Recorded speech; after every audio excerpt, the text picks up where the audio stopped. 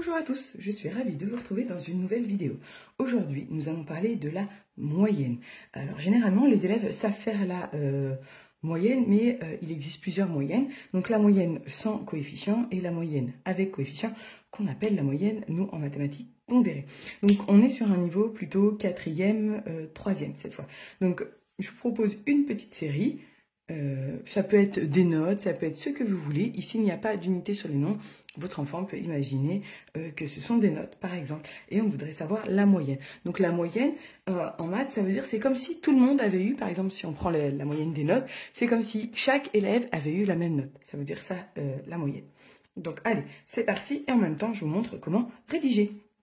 Donc, pour trouver la moyenne, eh bien, on commence par écrire le mot moyenne ou alors l'abréviation grand M, souvent. Voyez avec l'enseignant quelle abréviation il a utilisé.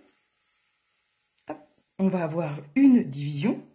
Au numérateur, on doit mettre l'ensemble des notes, l'ensemble des points, l'ensemble des nombres. Donc 8, plus 13, plus 20, plus, vous voyez le 15, j'en ai 2. Je peux écrire 15 fois 2 puisque j'en ai 2. Plus 9, plus 5, plus le 6, j'en ai 2 également, donc je peux écrire 6 fois 2, je rallonge le trait, plus 19.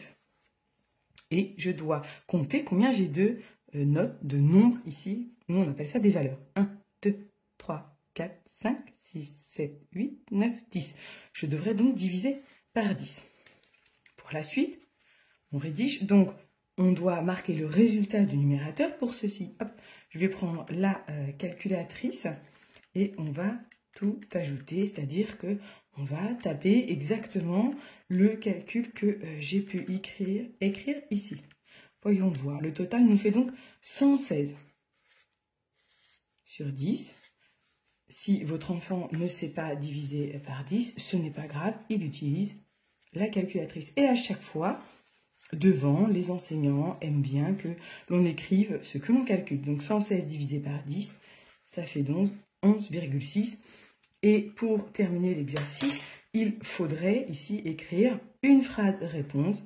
La moyenne est de 11,6. On va passer tout de suite à un deuxième exemple qui pose parfois souci aux élèves, c'est-à-dire une moyenne sous forme de tableau. Nous voici de retour avec un deuxième exemple.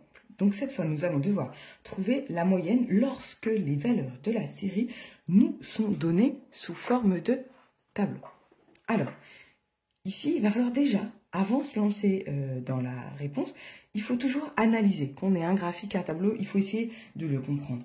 Les élèves, eux, passent tout de suite à la réponse. Or, c'est une erreur de ne pas essayer de comprendre. En plus, les tableaux ne sont pas toujours simples à comprendre pour la majorité des gens. Donc, nous avons une ligne.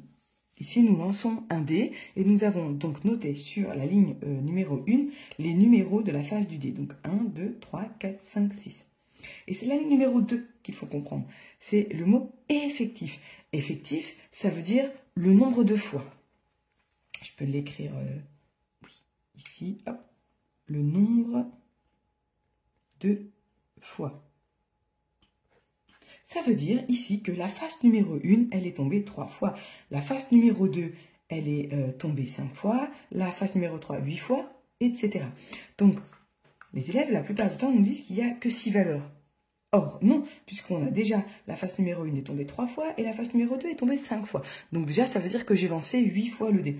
Et donc, pour savoir combien il y a de valeurs, il va falloir déjà faire la somme des effectifs. C'est ce que l'on appelle en mathématiques l'effectif total. Ça veut dire le nombre de fois au total. Donc déjà, on note effectif total. Toujours dire à l'enseignant les calculs que l'on fait. Et on doit compter le nombre de fois où on a lancé le dé. Donc là, on l'a lancé 3 fois, 5 fois, 8 fois, 4 fois, ensuite 3 fois pour obtenir les 5 et une dernière fois pour obtenir un 6. Pas forcément dans cet ordre-là. Je prends de nouveau la calculatrice pour ajouter ici, je pourrais le faire de tête, donc on a lancé le dé 24 fois ici. Alors, comment doit-on faire pour la moyenne? Ici, ça veut dire que le 1, on l'a 3 fois. Si je devais écrire la série, je pourrais l'écrire à côté du tableau. Donc, j'aurai 3, 1. Donc, j'aurai 1, 1, 1.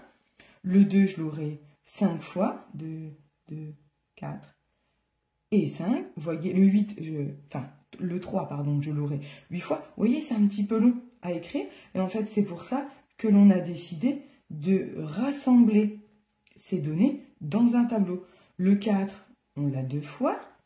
Le 5, on l'a 3 fois. Et le 6, on l'a 1 fois. Vous voyez que finalement, on n'a pas que 6 nombres, on a bien 24. Et donc, pour la moyenne, et c'est ça que les élèves doivent imaginer dans leur tête, parce que quand on a, par exemple, 1200 valeurs, il est préférable de regrouper dans un tableau que d'avoir 1200 nombres comme ça. Sinon, c'est un petit peu le bazar. Donc, le 1, on a dit qu'on l'avait 3 fois. Le 2, on l'a 5 fois. Et en fait, on multiplie. Ici, je vais en orange, colonne par colonne.